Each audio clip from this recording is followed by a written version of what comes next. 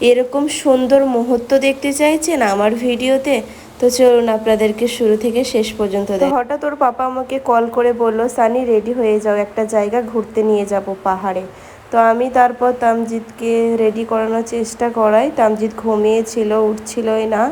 তখন বাজে 12টার সময়। তারপর আমি দুটো শাড়ি বের করে নিয়েছি, কোনটা পরবো বুঝতেই পারছি না। তারপর তামজিদের পাপা চলে আসে, তামজিদের পাপাকে বলি কোনটা পরবো আমি।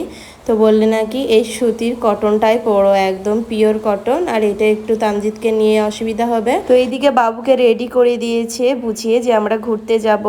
তো বাবু অনেকটাই বুঝে গেছে এখন। তো ঘুম থেকে উঠেই বলেছে না ঘুরতে যাবে, তাই একটু মনটা খারাপ ছিল। তো এইদিকে আমি ফাইনালি রেডি হয়ে গেছি, একদম পিওর কটন শাড়ি পরে নিয়েছি। আর এদিকে গাড়িটা আমাদের জন্য ওয়েট করছিল, ওর পাপা আগে থেকে নিয়ে এসেছিল। এখন বাজে 2টোর সময়, মানে 2 ঘন্টা লেট হয়ে গেছে খাওয়া দাওয়া করতে, বাবুকে রেডি করতে। তো এখন এই যে গাড়িটা আমাদের জন্য অপেক্ষা করছিল, এখন বসে পড়েছি গাড়িতে যাওয়ার জন্য। তো এই যে সুন্দর এই বোতলটা ডিমার্ট থেকে নিয়ে এসেছিলাম আগের দিনে। তো এটা খুব সুন্দর। তো দুধ ভরে নিয়েছি, বাবু দুধটা খায়। তো এটা আমার পছন্দেই নেওয়া, সেই ছোটবেলাকার। বাবু কিন্তু বোতলে দুধই খায়নি, তো সেই জন্য আবার ইচ্ছে করলো বাবু এখন খাবে নাকি দেখি, তাই বাবুকে কিনে দিলাম। তো বাবু কিন্তু অনেক পছন্দ যে এই বোতলে দুধ খাবো, তাই ভরে নিয়ে এসেছি দুধটা। এদিকে বাবু চকলেট খাচ্ছিল, তাই বলছে একটু পর খাবো। তো এইদিকে গাড়ি চালাচ্ছে ওর পাপা। কোথায় যাচ্ছে এটা জিজ্ঞেস করার পর আমাকে বলে পাহাড়ে নিয়ে যাচ্ছি তোমাকে। তো কত দূর কি সমাচার কিছুই জানি না। তো চলুন আপনাদের সঙ্গে সবটাই শেয়ার করব, আশা করি আপনাদের খুব ভালো লাগবে। তো এই বারে বারে শাড়িটা দেখছিলাম, এত সুন্দর লাগছিল, আমার মায়ের তো অনেক পছন্দ হবে কালারটার শাড়িটা, সেটাই ভাবছিলাম। তো খুব সুন্দর। তো এইদিকে বাবুকে দুধটা দিচ্ছিলাম, বলছিলাম তুমি খেয়ে নাও দুধটা। তো বাবু ওইদিকে দুধ খাচ্ছিল, আর এই বাইরের মুহূর্তগুলো দেখছিলাম, খুব সুন্দর। বাইরে কিন্তু ঝিমঝিম বৃষ্টি পড়ছিল। তোর পাপার ইচ্ছে, অনেক দিন আমরা বোরিং হয়ে গেছি পানিতে একদম, মুম্বাই তো পানি ছাড়ছে না। তো এটা রেগুলার 2 থেকে 3 মাস হয় পানিটা পড়ে। তো সেই জন্য আমরা রুমে থেকে একদম বোরিং হয়ে গেছি, তাই ওর পাপার ইচ্ছে যে একদিন আমি ফ্রি হলে ওদেরকে ঘুরতে নিয়ে যাব। তো ফাইনালি সেই দিনটা চলে এসেছে ওর পাপার কাছে। তো এই যে বাবুকে বললাম তুমি একটু পেছনে যাও, দেখো অনেক আরাম হবে, তুমি খেলা করতে পারবা। পেছনে একদমই যেতে চাইছিল না, তো বুঝিয়ে একদম পেছনে গেল। তো এই যে কত সুন্দর করে শুয়ে আছে, খেলা করছে দাঁড়িয়ে। তুই গান, কি গান নিবা? তুই গান একবার গাও দেখি। তুই আমার দিনে আনি রে, তোকে ভালো লাগে না আমার জানানো। তো বাবু বলছিল গান দাও মা, গান দাও, তুই এরকম বলছিল। তো এইদিকে তামজিদের পাপা পেট্রোল ভরে নিচ্ছিল গাড়িতে, যেন অসুবিধা না হয়। তারপর আমাদের গাড়িতে তেল ভরা হয়ে গেল। তো এই যে তামজিদ পেছনে কত সুন্দরভাবে সময় কাটাচ্ছে। তো একবার বসছিল, একবার নাচছিল, এরকমই করছিল। তারপর পাপা গান চালিয়ে দিল, এখন খুব এনজয় করছে।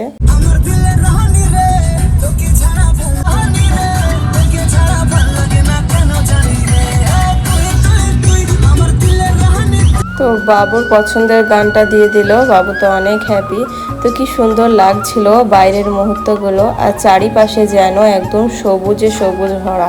আমি তো সেই সময়টা ফিল করছি। এখন আমি চলে এসেছি গ্রামে।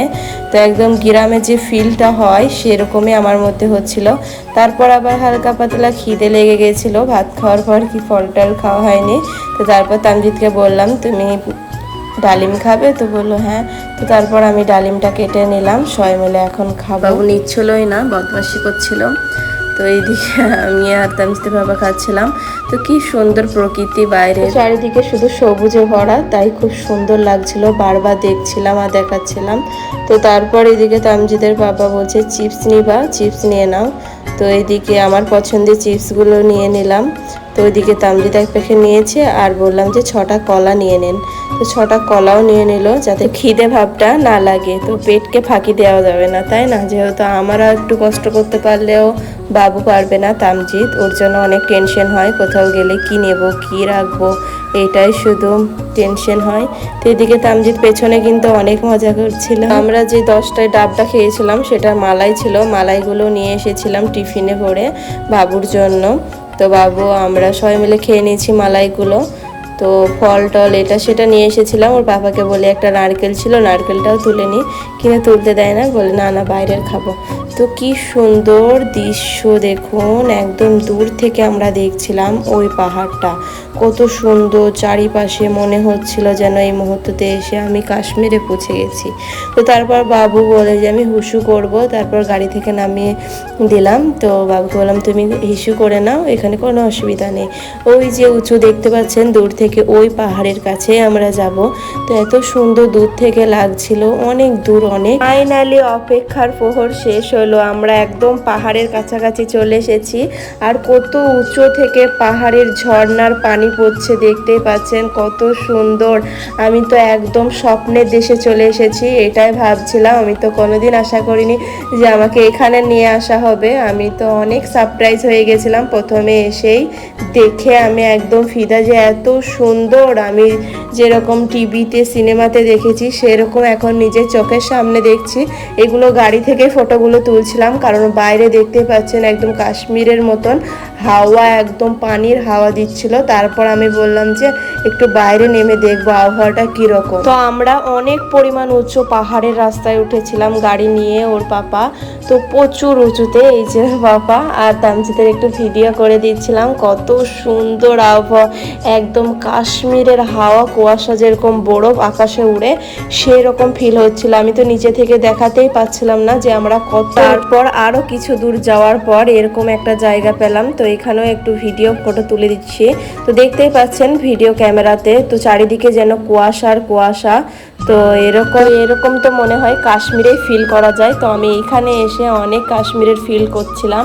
তো একদম এত ঠান্ডা, অনেকজন দেখুন জ্যাকেট টুপিও পরে চলে এসেছে এই জায়গাটায়। তো আমরা তো জানি না এত পরিমাণ ঠান্ডা, তাহলে তামজিদকেও আমি টুপি পরিয়ে নিয়ে আসতাম। তারপর আবার আমার ভিডিও করে দিচ্ছে। তো তামজিদ তো আমাকে জড়িয়ে ধরছিল ঠান্ডাতে, ওর শরীরটা একটু খারাপ ছিল। তো তাই আমরা ভিজিনি, পানি এখন হয়নি, কিন্তু ঠান্ডা আবহাওয়া, কিন্তু কোনো সমস্যা নেই। তামজিদ ভেতরে গেঞ্জি পরে আছে। তো অনেক পরিমাণ কাশ্মীরের ফিলটা পাচ্ছিলাম। তো এত সুন্দর লাগছিল, যেন ধোঁয়া হচ্ছে ধোঁয়া। তারপর কিছু দূর রাস্তা যাওয়ার পর দেখি আবার মাংকি, ওরে বাবা কতগুলো, জালি ধরে উঠে আছে মাংকিগুলো। দেখতে কিন্তু অনেক সুন্দর লাগছিল। তামজিদ দেখে যা খুশি, বাপরে বাপ এত সুন্দর। যত দূর যাচ্ছিলাম তত দূরই সেই পাহাড়, যেটা দূর থেকে আমরা দেখছিলাম সেটার কাছাকাছি আমরা চলে এসেছি প্রায়।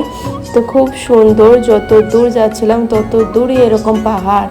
তো 100 কিলোমিটার দূর আমাদের রুম থেকে, মানে প্রায় 3 ঘন্টা লেগেছে, 3 থেকে 3.5 ঘন্টা আমাদের আসতে এই জায়গাটায়। তো কত সুন্দর দেখুন, আল্লাহর কি কুদরত, সেই উঁচু পাহাড় থেকে একদম ঝর্ণার পানি আসছে। আর কি পরিমাণ যে ঠান্ডা দেখেই বুঝতে পারা যাচ্ছে। আমরা কিন্তু টাচ করিনি এই পানিটায়, কারণ তামজিদকে নিয়ে অনেক টেনশনে ছিলাম। তামজিদ যদি ঠান্ডা লেগে যায় তখন আবার ঠিক হতে অনেক দেরি হয়ে যাবে। তামজিদের একেই গায়ে জ্বর ছিল।